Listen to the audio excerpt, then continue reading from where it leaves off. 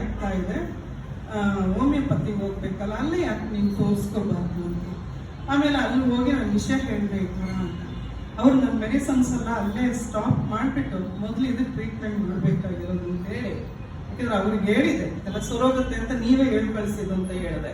ಮತ್ತೇನು ಮಾತಾಡಿಲ್ಲ ಅವರು. ತಕ್ಷಣ ಎಲ್ಲ ಮೆಡಿಸನ್ಸ್ ಅಂದ್ರೆ ಇಮ್ಮೆಗೆ ಅಂದ್ರೆ ಹಚ್ಚೋದಕ್ಕೆಲ್ಲ ಅವ್ರು ಕೊಟ್ಟಿದ್ದು ತಗೊಳ್ಳೋದಿಕ್ಕೆ ಅಂತ. ಅದು ಎತ್ಕೊಂಡು ಬಂದೆ. ಅದನ್ನ ತಗೊಳ್ತಾ ರಾತ್ರಿ ಒಂದು ಡೋಸ್ ಹಾಕೊಂಡಿದ ತಕ್ಷಣನೇ ನಾನು ರಾತ್ರಿ ಇಚ್ಚಿಗೆ ನಿಂತೋಗ್ತೀನಿ ಜಾಗ.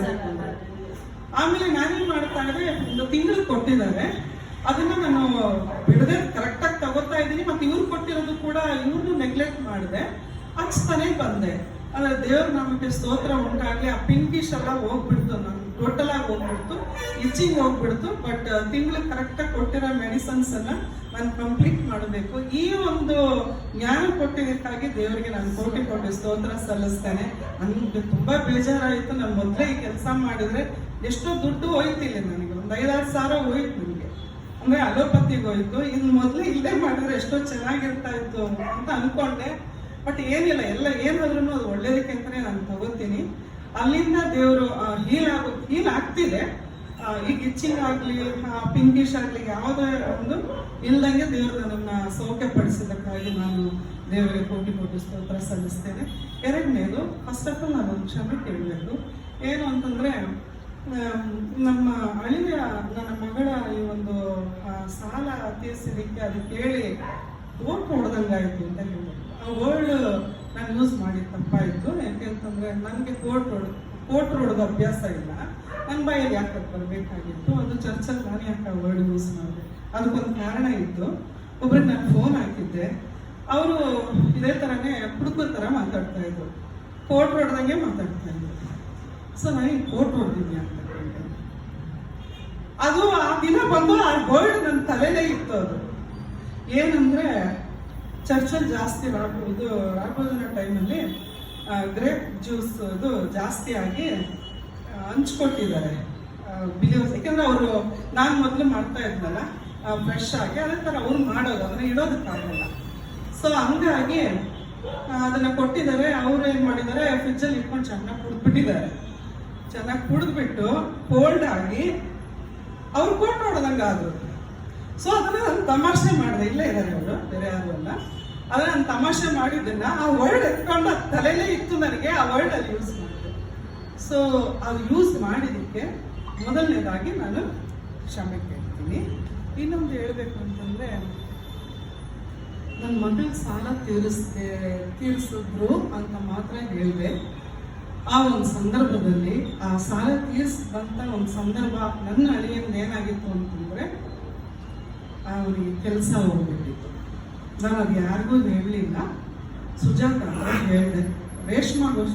ರೇಷ್ಮಾಗೋಸ್ಕರ ನೀನು ಪ್ರೇಯರ್ ಮಾಡ್ತಾ ಇದೆಯಲ್ಲಮ್ಮ, ಮ್ಯಾಟಿಗೆ ಹಿಂಗೆ ಆಗ್ಬಿಟ್ಟಿದೆ, ನೀನು ಅದನ್ನು ಸೇರಿಸ್ಕೋ ಅಂತ ಹೇಳಿದೆ.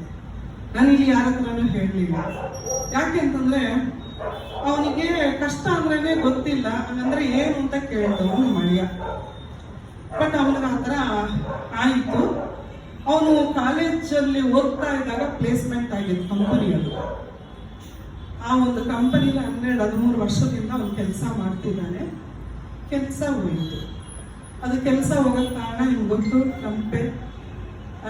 ಯಾಕೆ ಅಂತಂದ್ರೆ, ಹೊರಗಿನ ಯಾವುದೇ ಕಂಪನಿ ಒಳಗಡೆ ಬರಬಾರ್ದು, ಎಲ್ಲ ಕಾರ್ ನಮ್ಮ ದೇಶದಲ್ಲೇನೆ ತಯಾರು ಮಾಡಬೇಕು. ಆ ಥರ ಹೊರಗಿಂದ ಬಂದ್ರೆ ಅವ್ರಿಗೆ ಇಷ್ಟು ಟ್ಯಾಕ್ಸ್ ಅನ್ನ ಹಾಕ್ತೇನೆ ಅಂತ ನಮ್ಮೆಲ್ಲರಿಗೂ ಗೊತ್ತಾ ನ್ಯೂಸ್. ಆದ್ರಿಂದ ಎಷ್ಟೋ ಜನ ಕೆಲಸ ಹೋಯಿತು. ಇವ್ರ ಕಂಪನಿಲಿ 30 ಇಂಜಿನಿಯರ್ಗಳನ್ನ ಕೆಲಸದಿಂದ ತೆಗಿತಾರೆ ಅಂತ ಒಂದು ನ್ಯೂಸ್ ಬಂದಿತ್ತು. ನಮಗೂ ಬಂತು, ಪ್ರೇಯರ್ ಮಾಡಿ ಇವ್ರ ಕೆಲಸಕ್ಕೆ ಏನೋ ಆಗಬಾರ್ದು ಅಂತೇಳಿ. ಬಟ್ ನಮ್ಗೊಂದು ಕಾರ್ನರಲ್ಲಿ ಈ ಒಂದು ಕೆಲಸಕ್ಕೆ ತೊಂದರೆ ಆಗುತ್ತೆ ಅಂತ ನಮ್ಗೆ ಗೊತ್ತಿತ್ತು. ಬಟ್ ನಾನು ಅದನ್ನ ಅವ್ರ ಹತ್ರ ಹೇಳಿಲ್ಲ, ನಾವಿಬ್ರು ಮಾತಾಡ್ಕೋತಾ ಇದ್ವಿ. ಹೇಳಿದ್ರೆ ಅವ್ರಿಗೆ ಡಿಸಪಾಯಿಂಟ್ ಆಗ್ಬಿಡ್ತಾರೆ ಅಂತೇಳಿ. ಸೊ ಅದೇ ಥರನೇ ಏನಾಯ್ತು, ಏಪ್ರಿಲ್ ಲಾಸ್ಟ್ ಡೇ ಬ್ಯಾಡ್ಜ್ ತಗೊಂಡು ಕಳಿಸ್ಬಿಟ್ರು. ಅಲ್ಲೆಲ್ಲ ಇಂಜಿನಿಯರ್ಸ್ಗೆ ಬ್ಯಾಡ್ಜ್ ಇದೆ. ಅದು ಬಹಳ ಒಂಥರ ನೋವಾಯಿತು. ಆ ಸಮಯದಲ್ಲಿ ಅವನ ಲೈಫಲ್ಲಿ ನೋವು ಅಂದರೆ ಏನು ಕಷ್ಟ ಅಂದ್ರೆ ಏನು ಅನ್ನೋದು ಆ ದಿನನೇ ಅವನು ಅದನ್ನ ರುಚಿಸಿ ನೋಡಿದ್ದು. ಅಂತ ಸಂದರ್ಭದಲ್ಲಿ ಅದಾಗಿ ಮಾರನೇ ದಿವಸ ಮೇ 1 or 2 ಅಂತ ಅನ್ಸುತ್ತೆ, ನನ್ನ ಮಗಳದು ಸಾಲ ತೀರಿಸಿದ್ರು. ಯಾರು ಆ ಕೆಲಸ ಮಾಡಲ್ಲ. ಕೆಲಸ ಹೋಗಿದೆ, ಕೆಲಸ ಬಂದ್ಮೇಲೆ ಬೇಕಾದ್ರೆ ತೀರಿಸ್ಬೋದು, ಬಟ್ ಕೆಲಸ ಹೋಗಿ ಅವನ ಆ ಸಾಲನ ತೀರಿಸ್ದ. ಅದು ಇವಳ ಅಕೌಂಟ್ ಎಲ್ಲ ಚೆಕ್ ಮಾಡಿ ಇವಳು ಇಟ್ಕೊಂಡು ಕೂತಿದ್ದಾನೆ. ಅಂದ್ರೆ ಎಷ್ಟೋ ಸತ್ಯ ಅವ್ನು ಕೇಳ, ನಾನು ಮಾಡ್ತೇನೆ, ನಾನು ಕೊಡ್ತೇನೆ ಅಂತ. ನನ್ನ ಮಗಳೇ ಅದನ್ನ ಒಪ್ಕೊಂಡಿರ್ಲಿಲ್ಲ, ನನ್ನ ಸಾಲನ ನಾನೇ ತೀರಿಸ್ಕೊಡ್ತೇನೆ ಅಂತ ಹೇಳಿ. ಸೊ ಅವಳಿಂದ ಎಲ್ಲ ಮಿಕ್ಸಡ್ ಆಗಿತ್ತು, ಎಲ್ಲಾನು ಮಿಕ್ಸಡ್ ಆಗಿತ್ತು. ಆದ್ರೆ ದೇವರು ಅವಳಿಗೆ ಆ ಒಂದು ಮನಸ್ಸು ಕೊಟ್ಟು ಅದನ್ನ ಮಾಡಿದ್ದು. ಆಗ ಇವಳು ಪದೇ ಪದೇ ಒಂದು ಮಾತು ಹೇಳ್ತಾಳೆ, ನೀವು ನನ್ ಸಾಲ ತೀರಿಸಿದ್ರಿ, ಯಾರೇ ಹೇಳಿದ್ರು ನಾನು ಸಾಲ ತೀರಿಸ್ತೆ ಅಂತ. ನೀನ್ ಸಾಲ ತೀರಿಸಿದ್ದು ದೇವರು, ನಾನು. ಆ ತರ ಒಂದು ದೊಡ್ಡ ಮನಸ್ಸು ಅದು ಯಾರಿಗೂ ಬರಲ್ಲ. ಗಂಡ ಆಗಿರ್ಬೋದು, ಹೆಂಡತಿ ಆಗಿರ್ಬೋದು, ಸ್ವಲ್ಪ ದುಡ್ಡಿನ ವಿಷಯದಲ್ಲಿ ಸೆಲ್ಫಿಶ್ ಇದ್ದೇ ಇರುತ್ತೆ. ಸೊ ಅದೊಂದು ಕೆಲಸ ಮಾಡಿದ್ದು, ಕೆಲಸ ಹೋಗಿದ್ಮೇಲೆ ಮಾಡಿದ್ರೆ ಅದು ದೊಡ್ಡ ವಿಷಯ. ಅದು ನಾನು ಆ ದಿನ ನಿಮ್ಗೆ ಹೇಳಿರ್ಲಿಲ್ಲ, ಬಟ್ ಮನ್ಸಿಗೆ ಬಹಳ ನೋವಾಗಿನೇ ನಾನು ಅವತ್ತಿನ ದಿವಸ ಖುಷಿಯಾಗಿ ಅದನ್ನ ಹೇಳ್ಕೊಂಡೆ. ಅದಾದ ನಂತರ ನಾನು ಹೇಳಿದೆ, ಇಲ್ಲ ಆದಷ್ಟು ಬೇಗ ಕೆಲಸ ಸಿಗುತ್ತೆ. ಬಟ್ ಅಲ್ಲಿ ವೇಕೆನ್ಸಿ ಇತ್ತು, ಒಂದೇ ಒಂದು ವೇಕೆನ್ಸಿ ಇತ್ತು. ಬಟ್ ಎಷ್ಟು ಜನ ಇಂಜಿನಿಯರ್ಸ್ ಹೋಗಿದ್ದಾರೆ ಅನ್ನೋದು ನಮ್ಗೆ ಗೊತ್ತಿಲ್ಲ. ಸೊ ಅಲ್ಲೂ ಅಪ್ಲೈ ಮಾಡಿದೆ, ಬೇರೆ ಕಡೆ ಎಲ್ಲ ಅಪ್ಲೈ ಮಾಡಿದೆ. ಆಮೇಲೆ ಒಂದೊಂದು ಸಾರಿನೂ ನಾವು ಪ್ರೇಯರ್ ಮಾಡ್ತಾ ಇದ್ವಿ. ಅವನಿಗೆ ಕಂಪನಿ ಚೇಂಜ್ ಮಾಡಿ ಅಭ್ಯಾಸ ಇಲ್ಲ, ನನ್ನ ಮಗಳಿಗೆ ತುಂಬಾ ಅಭ್ಯಾಸ ಇದೆ. ಸೇಮ್ ನಮ್ಮ ಮೋಸಸ್ ಹೇಗೆ ಅದೇ ತರನೇ ಅವನು ಕೂಡ.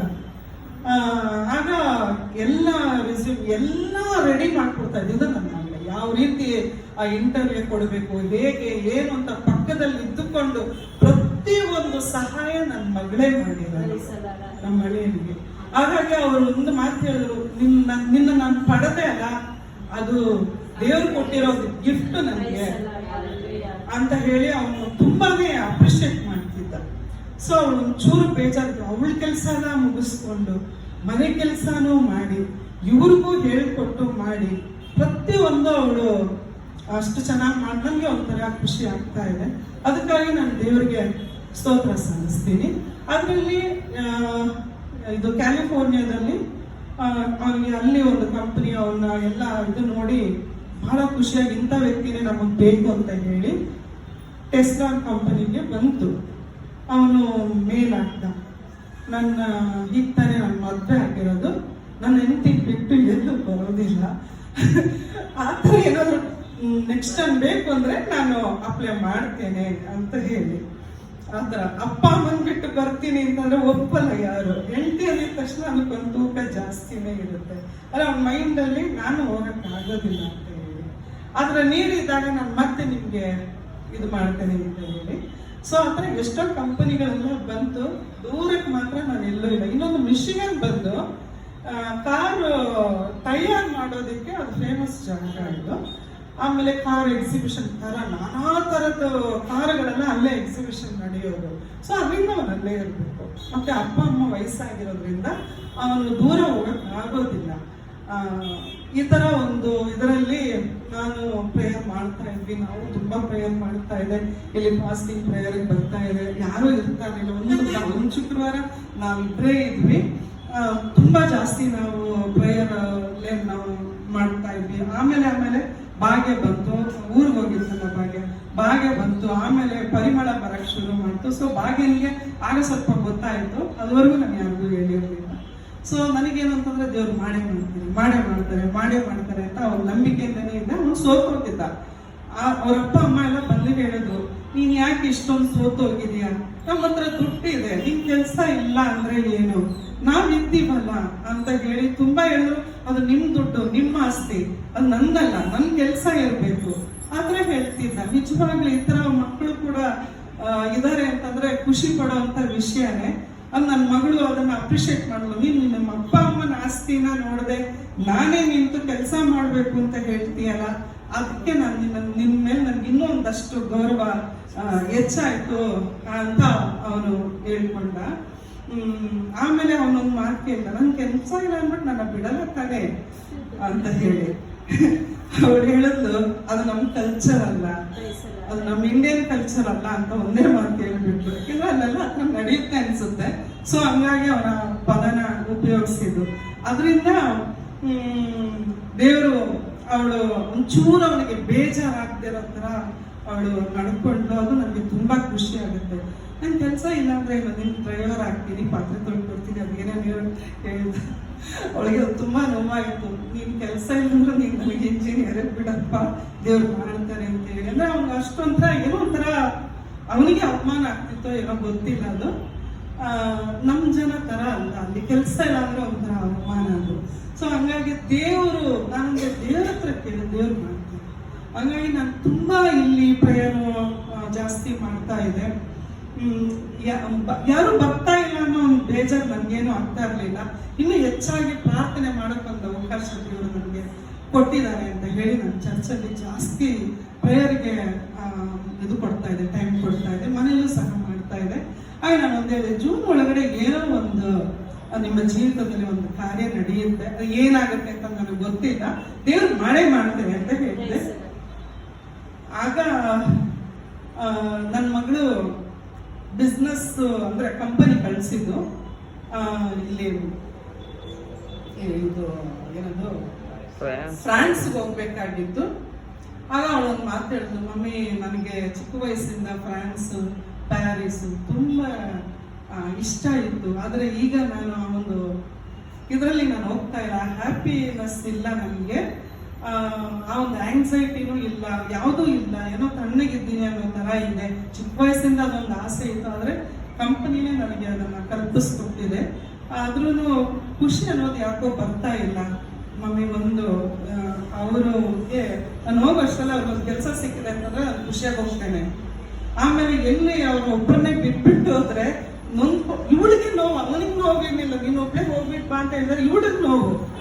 ಕೊನೆಗೆ ಕಂಪನಿನಲ್ಲಿ ಕೇಳಿ ಹಸ್ಬೆಂಡ್ ಕರ್ಕೊಂಡು ಬರ್ಬೋದು ಅಂತ ಹೇಳಿ ಅವ್ರು ಅದಕ್ಕೆ ನಂತೆ ಹೋಗೋದು, ನೀವು ಕೊಡೋ ರೂಮಲ್ಲಿ ಇರ್ಬೋದು ಅಂತೆಲ್ಲ ಹೇಳಿದ್ರು. ಹಾಗಾಗಿ ಅವಳು ಖುಷಿ ಆಯ್ತು. ಆಮೇಲೆ ಹೇಳಿದ್ರು ಇವಳಿಗೆ ಬಿಸ್ನೆಸ್ ಕ್ಲಾಸ್, ಅವರು ಎಕನಾಮಿಕ್ ಬರಲ್ಲ ನೀನೇ ಹೋಗ್ಬಿಟ್ಟು ಬಾ ಅಂತ ಹೇಳಿದ್ರು. ಆದ್ರೂ ಇವಳು ಮನಸ್ಸು ಹೋಗ್ತಾ ಇಲ್ಲ. ಇಂಥ ಸಮಯದಲ್ಲಿ ಅವರೇ ಕೀಳು ಮಾಡ್ಕೊಂಡ್ಬಿಡ್ತಾರೋ ಅನ್ನೋ ಒಂದು ಇದು. ಆಮೇಲೆ ನನಗೊಂದು ಮಾತು ಹೇಳಿದ್ರು, ಬುಕ್ ಆಯಿತು. ಒಂದು ಅವಳ ಮನೆ ಡೋರ್ ಸ್ಟೆಪ್ಪಿಂದ ಹಿಡಿದು ಅವಳು ರಿಟರ್ನ್ ಬರೋವರೆಗೂ ಏನೇನು ಖರ್ಚಿದ್ರು ಅದೆಲ್ಲ ಕಂಪನಿನೇ ನೋಡ್ಕೊತಾರೆ. ಆದರೆ ಇಬ್ಬರು ಹೋಗೋದಕ್ಕಿಂತ ಮುಂಚೆ ಪ್ರೇಯರ್ ಮಾಡಿಸ್ಕೊಂಡು ಮಮ್ಮಿ ಈ ಥರ ಒಂದು ಇತ್ತು ನನಗೆ ಡಿಸೈರ್, ಹೋಗೋಷ್ಟರಲ್ಲಿ ಅವ್ರಿಗೊಂದು ಗುಡ್ ನ್ಯೂಸ್ ಸಿಕ್ಕಿದ್ರೆ ಚೆನ್ನಾಗಿರುತ್ತೆ ಅಂತೇಳಿ. ಆದರೆ ಆಗಲಿಲ್ಲ. ಪ್ರೇಯರ್ ಮಾಡಿ ನಾನು ಅದ್ರ ಬಗ್ಗೆ ಎಲ್ಲ ಯೋಚನೆ ಮಾಡಬೇಡಿ, ದೇವ್ರಿಗೆ ಏನು ಮಾಡಿದ್ರು ಒಳ್ಳೇದಿಕ್ಕೆ ಅಂತಾರೆ. ನೀವಿಬ್ಬರು ಆರಾಮಾಗಿರಿ, ಏನಂತೆ ಅಂತ ಇಲ್ಲ ಹೇಳಿ ಕಳಿಸ್ತೆ. ಗಾಡ್ಸ್ ಗ್ರೇಸ್ ವೆನ್ಸ್ಡೇ ನಾನು ಇನ್ನೂ ಇಲ್ಲಿಂದ ಹೋಗೇ ಇಲ್ಲ, ಅಷ್ಟು ಬಿಡಿನೂ ವಿಡಿಯೋ ಕಾಲ್ ಬಂತು, ಕೆಲಸ ಸಿಕ್ತು ಅಂತ. ದೇವ್ರ ನಾಮಕ್ಕೆ ಸ್ತೋತ್ರ ಉಂಟಾಗಲಿ. ಅವ್ರಿಗೆ ಯಾಕೆ ಕೆಲಸ ಸ್ವಲ್ಪ ಬೇಗ ಸಿಕ್ಕಿಲ್ಲ ಅಂತಂದ್ರೆ ಹೈಯೆಸ್ಟ್ ಸ್ಯಾಲ್ರಿ ಯಾರು ತಗೋತಾ ಇದ್ದಾರೋ ಅವರಿಗೆ ಏಟು ಬಿದ್ದಿರೋದು. ಹಾಗಾಗಿ ಕೆಲವು ಕಂಪನಿ ಎಲ್ಲ ಇಷ್ಟು ದೊಡ್ಡ ಸ್ಯಾಲ್ರಿ ಕೊಡೋಕ್ಕಾಗಲ್ಲ. ಅದರಿಂದ ನಾವು ಎಷ್ಟೊಂದು ರಿಜೆಕ್ಟ್ ಆಗಿತ್ತು. ಸೊ ಹಂಗಾಗಿ ಆ ಒಂದು ವೆನ್ಸ್ಡೇ ಬಂದು ಅವನಿಗೆ ಒಂದು ಜಾಬ್ ಆಯಿತು ಅಂತ ಹೇಳಿ ಮೇಲ್ ಬಂದಿರೋದನ್ನು ಫಸ್ಟ್ ನನ್ನ ಮಾಮ್ಗೇನೆ ಹೇಳಬೇಕು ಅಂತ ಹೇಳಿ ನನಗೆ ಅದು ಹೇಳಿದ್ದು. ದೇವ್ರ ನಮಗೆ ಸ್ತೋತ್ರ ಉಂಟಾಗಲಿ. ಆ ಟೈಮಲ್ಲಿ ಜಾಬ್ಸ್ ಅವನು ಸಪ್ರೇಟಾಗಿ ಪ್ರೇಯರ್ ಮಾಡ್ತಾ ಇದ್ದಾಗ ಇವಳು ಕೇಳಿಸ್ಕೊತಾಗಿದ್ದು ಅವ್ರು ಪ್ರೇಯರ್ ಮಾಡುವಾಗ. ಈ ಒಂದು ಜಾಬ್ ಸಿಕ್ಕಿದ್ದು ನಮ್ಮ ಮಾಮಿನ ಪ್ರೇಯರ್ ಇಂದಾನೆ ಈ ಜಾಬ್ ಸಿಕ್ಕಿದ್ದು ದೇವ್ರೆ ಅಂತ ಹೇಳಿ ಥ್ಯಾಂಕ್ಸ್ ಅದನ್ನ ಕೇಳಿಸ್ಕೊಂಡು ತುಂಬ ಖುಷಿಯಾಗಿದ್ದಾರೆ ಮಮ್ಮಿ ಅಂತ ಹೇಳಿ ಅದನ್ನು ಹೇಳ್ಕೊಂಡು, ಅದಕ್ಕಾಗಿ ನಾನು ದೇವ್ರಿಗೆ ಕೋಟಿ ಸ್ತೋತ್ರ ಸಲ್ಲಿಸ್ತೇನೆ. ಏಪ್ರಿಲ್ ಲಾಸ್ಟ್ವರೆಗೂ ಕೆಲಸ ಮಾಡಿದ್ದು, ಮೇ ಜೂನ್ ಓನ್ಲಿ 2 months. ಜುಲೈಯಿಂದ ಕೆಲಸಕ್ಕೆ ಜಾಯ್ನ್ ಆಗಬೇಕು. ಅದಕ್ಕಾಗಿ ದೇವರಿಗೆ ಸ್ತೋತ್ರ ಸಲ್ಲಿಸ್ತೇನೆ. ಎರಡನೇದಾಗಿ ಈ ಮನೆ ಖಾಲಿ ಮಾಡಬೇಕು ಅಂತ ಒಂದು ಸ್ವಲ್ಪ ಇತ್ತು.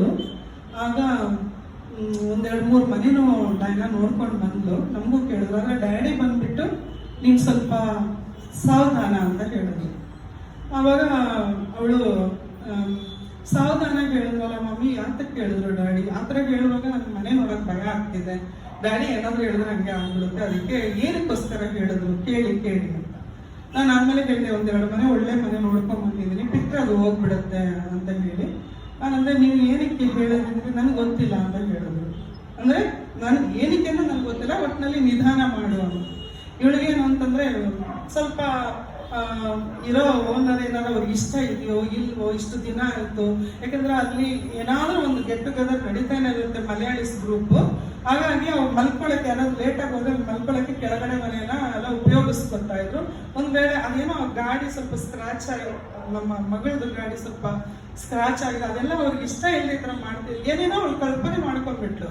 ಹಂಗಾಗಿ ನಮ್ಮ ಅಳಿಯ ಅವರು ಏನ್ ಹೇಳಿದ್ರು, ನಾನೊಬ್ಬ ಲ್ಯಾಂಡ್ ಲಾರ್ಡ್ ಆಗಿ ನನ್ಗೆ ಅದು ಗೊತ್ತಾಗುತ್ತೆ, ನಂಗೆ ಯಾರಾದ್ರೂ ಟೆನೆಂಟ್ ಇಷ್ಟ ಇಲ್ಲ ಅಂತಂದ್ರೆ ಅವ್ರು ಹೆಂಗ್ ಖಾಲಿ ಮಾಡಿಸೋದು ಅಂತ ಯೋಚನೆ ಮಾಡ್ತಾ ಇದ್ದೀನಿ. ಸೊ ಹಂಗಾಗಿ ಇವರು ಕೂಡ ಯೋಚನೆ ಮಾಡ್ಬೋದು, ನೀನ್ ಡೈರೆಕ್ಟ್ ಆಗಿ ಅವ್ರ ಹತ್ರ ಕೇಳು, ನಾವು ಖಾಲಿ ಮಾಡ್ತೀವಿ ಅಂತ ಹೇಳು, ಆಗ ಅವ್ರು ಏನ್ ಹೇಳ್ತಾರೆ ನೋಡೋಣ ಅಂತ ಹೇಳಿ.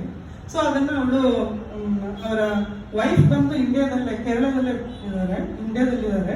ಸೊ ಅವರಿಗೆ ಬಂದ್ಬಿಟ್ಟು ಶ್ರೀಜಾಗ್ ಬಂದ್ಬಿಟ್ಟು ಮೆಸೇಜ್ ಆಗ್ತದ್ಲು, ಅಕ್ಕ ಈ ತರ ನಾನು ಖಾಲಿ ಮಾಡ್ಬೇಕು ಅಂತ ಇದ್ದೀನಿ ಅಂತ ಹೇಳಿ. ಅವ್ರು ತುಂಬಾ ಸ್ಯಾಡ್ ಇದನ್ನ ಇಮೋಜಿ ಕಳಿಸಿದ್ದಾರೆ. ತಕ್ಷಣ ಗಂಡನ್ ಫೋನ್ ಮಾಡಿದ್ರು, ಏನೋ ಏನ್ ಮಾಡಿದ್ರೆ ಅವ್ರು ಯಾಕೆ ಖಾಲಿ ಮಾಡ್ತೀನಿ ಅಂತ ಹೇಳ್ತಿದ್ದಾರೆ. ಸೊ ಆಮೇಲೆ ಬೈಜು ಹತ್ರನೇ ಡೈರೆಕ್ಟ್ ಆಗಿ ಈ ತರ ನಾನು ಖಾಲಿ ಮಾಡಿದ್ರೆ, ಅದು ಏರ್ಪೋರ್ಟ್ ಅಲ್ಲಿ ಕೂತ್ಕೊಂಡು ಮೆಸೇಜ್ ಹಾಕಿದ್ರು. ಅವ್ರಿಗೆ ತುಂಬಾ ಬೇಜಾರಾಗಿದೆ ಅನ್ಸುತ್ತೆ. ಅವ್ರು ಮತ್ತೆ ಕೇಳ್ಬಿಟ್ಟು ಯಾಕೆ ಖಾಲಿ ಮಾಡ್ತೀನಿ ಅಂತ ಹೇಳಿ, ನಾನು ನಿನ್ ಮನೆಯೊಳ ತರ ಇಟ್ಕೊಂಡಿದ್ದೆ, ಟೆನೆಂಟ್ ತರ ನಾನು ನೋಡೇ ಇಲ್ಲ, ಏನಕ್ಕೆ ನೀನ್ ಖಾಲಿ ಮಾಡ್ತೀಯಾ ಅಂತ ಹೇಳಿ ಅವ್ರು ತುಂಬಾ ಬೇಸರ ಮಾಡ್ಕೊಂಡ್ರು. ಇಲ್ಲ ಇಲ್ಲ ನೀವು ರೆಂಟ್ ಆದ್ರೂ ಜಾಸ್ತಿ ಮಾಡ್ಕೊಳ್ಳಿ, ಮತ್ತೆ ಈ ತರ ಟೆನೆಂಟ್ ಯಾರಾದ್ರೂ ಇದಾರ, ರೆಂಟ್ ಅನ್ನ ಜಾಸ್ತಿ ಮಾಡ್ಕೊಳ್ಳಿ ಅಂತ ಹೇಳುವಂತ ಟೆನೆಂಟ್ ನನ್ನ ಮಗಳು. ಅದಕ್ಕೆ ಅವರು ಅಟ್ಲೀಸ್ಟ್ ಒಂದು $750 ಆದ್ರೂ ನೀವು ತಗೊಳ್ಳಿ, ಬಂದಾಗಿಂದ ಏನೋ ಇನ್ಕ್ರಿಮೆಂಟ್ ಮಾಡೇ ಇಲ್ಲ ನೀವು ಅಂತ. ಫಸ್ಟ್ ಆಫ್ ಆಲ್ ನಾನು ನಿನಗೆ ಫ್ರೀಯಾಗಿ ಕೊಡ್ಬೇಕಾಗಿತ್ತು ನಿನ್ನಂತವಳಿಗೆ. ಎಷ್ಟೆಷ್ಟೋ ಜನರು ಬಂದು ಕೆಟ್ಟ ಕೆಲಸ ಮಾಡೋದು ಅದು ಇದು ಯಾರ್ಯಾರ ಏನೇನೋ ನಡೀತದೆ, ನಿನ್ನಂತ ಅವ್ರನ್ನ ಯಾರು ಸಿಗ್ತಾರೆ ನನಗೆ? ಹಾಗಾಗಿ ನಿನಗೆ ನಾನು ಫ್ರೀ ಕೊಡ್ತೀನಿ ಅಂತ ಹೇಳಿದ್ರು, ನೀನೇ ಬಾಡಿಗೆ ಕೊಡ್ತಾ ಇದೀಯಾ, ಹಾಗಾಗಿ ಬಾಡಿಗೆ ಎಲ್ಲ ಜಾಸ್ತಿ ಮಾಡಮ್ಮ ಅಂತ ಹೇಳ್ಬೇಡ ಹಾಗೆ ಹೀಗೆ ಅಂತೆಲ್ಲ ಹೇಳಿದ್ರು. ಆದ್ರೂ ಇಲ್ಲ, ನನ್ಗೊಂಥರ ಮುಜುಗರ ಆಗುತ್ತೆ, ಒಬ್ಳೆ ಇದ್ದೆ, ಈಗ ಅವ್ರು ಬರ್ತಾರಲ್ಲ 4 ದಿನ ಅವರು ಇಲ್ಲಿ ಇರ್ತಾರಲ್ವ ಅದಕ್ಕೋಸ್ಕರ ಅಂತ ಹೇಳಿದ್ರು. ಒಂದು $500 ಕೊಡ್ತೀಯ, $500 ಕೊಡ್ತೀಯ ಅಂತಂದ್ರು. ಸರಿ $500 ಕೊಡ್ತೀನಿ, ಬಾಯಿ ಮುಚ್ಚು, $500 ಏನೋ ಬೇಡ, ನಿನ್ಗೆ ಅಷ್ಟೊಂದು ಖುಷಿ ಆದ್ರೆ $50 ಕೊಡು, $50 ಅಂದ್ರೆ $1,000 ಪ್ಲಸ್ ಅದು ಕೊಡು ಅಂತ ಹೇಳಿದ್ರಂತೆ. ಆಮೇಲೆ ಅವಳಿಗೊಂಥರ ಬೇಜಾರಾಯಿತು, ಈ ಮನಿ ಸೇವ್ ಮಾಡು, ಗಂಡನಿಗೆ ಕೆಲಸ ಬೇರೆ ಇಲ್ಲ ಅಂದ್ರೆ ಮುಂಚೆ ಮಾತಿದ್ದು, ಕೆಲಸ ಬೇರೆ ಇಲ್ಲ, ಮನಿ ಸೇವ್ ಮಾಡು, ಬೇಬಿ ಏನಾದ್ರು ಆಯ್ತು ಅಂತಂದ್ರೆ ಎಷ್ಟು ದುಡ್ಡು ಬೇಕು, ಆದ್ರಿಂದ ನಿನ್ಗೆ ಗ್ರೀನ್ ಕಾರ್ಡ್ ಸಿಗೋವರೆಗೂ ನನ್ನ ಮನೆಯಿಂದ ಉಸಿರು ನೀನ್ ದಾಟಬಾರದು, ನೀನ್ ಇಲ್ಲೇ ಇರ್ಬೇಕು ನೀನು. ನಾನು ನಿನ್ನ ಟೆನೆಂಟ್ ತರ ನೋಡೇ ಇಲ್ಲ, ನನ್ನ ಮಗಳ ತರ, ನನ್ನ ಮನೆಯೊಳ ತರ ನಾನು ನೋಡಿದೀನಿ. ಅಪ್ಪತ್ತವ್ರ ತರ ಎಲ್ಲ ಯಾರಾದ್ರೂ ಕೇಳಿದ್ರೆ ಏನಂತ ಹೇಳಕ್ ಹೇಳಿದೆ, ರಿಲೇಟಿವ್ಸ್ ಅಂತ ಹೇಳೋದನ್ನೇ ನಾನು ನಿನಗೆ ಹೇಳ್ಕೊಟ್ಟೆ, ಇನ್ನೊಂದ್ಸತಿ ಆ ಮಾತನ್ನ ತೆಗಿಬಾರ್ದು ನೀನು, ಒಂದ್ ವೇಳೆ ಮ್ಯಾಟಿಗೆ ಇಷ್ಟ ಇಲ್ವೇನೋ ಅದಕ್ಕೆ ನೀನು ಹಿಂಗೆ ಹೇಳ್ತಾ ಇದೆಯಾ ಅಂತೆಲ್ಲ ಹೇಳಿ ಇದು ಮಾಡಿದ್ರು. ಅಲ್ಲೂ ಒಂದು ದೇವರು ಸಹಾಯ ಮಾಡಿದ್ರು, ದೇವರಿಗೆ ಸ್ತೋತ್ರ ಉಂಟಾಗಲಿ. ಮತ್ತೆ ಕೆಲಸದಲ್ಲಿ ಅಲ್ಲಿ ಆಫೀಸಲ್ಲಿ ಪ್ಯಾರಿಸ್ ಅಲ್ಲಿ ಇದ್ದಾಗ್ಲೂ ಕೂಡ ಒಂದು ಆಫೀಸ್ಗೆ ಹೋಗಿ ಬರೋದಕ್ಕೂ ಲಾಸ್ಟ್ವರೆಗೂ ಒಂದು ಇದೇ ಇರಲಿಲ್ಲ ಅವಳಿಗೆ. ಆಮೇಲೆ ಒಂದು ಮೀಟಿಂಗ್ ಎಲ್ಲ ಆಗಿದ್ಮೇಲೆ ಹೇಳಿದ್ರು, ನನಗೆ ತುಂಬಾ ಸ್ಯಾಲ್ರಿ ಕಡಿಮೆ ಇದೆ, ಮತ್ತೆ ನನಗೆ 10 years ಎಕ್ಸ್ಪೀರಿಯನ್ಸ್ ಇರೋಳು ನಾನು ಅಂತೆಲ್ಲ ಹೇಳಿ ಸ್ವಲ್ಪ ಎಲ್ಲ ಮಾತಾಡೋದಕ್ಕೆ ಈ ವರ್ಷ ಎಂಡಲ್ಲಿ ಪ್ರಮೋಷನ್ ಮಾಡ್ತೇನೆ ಸರ್.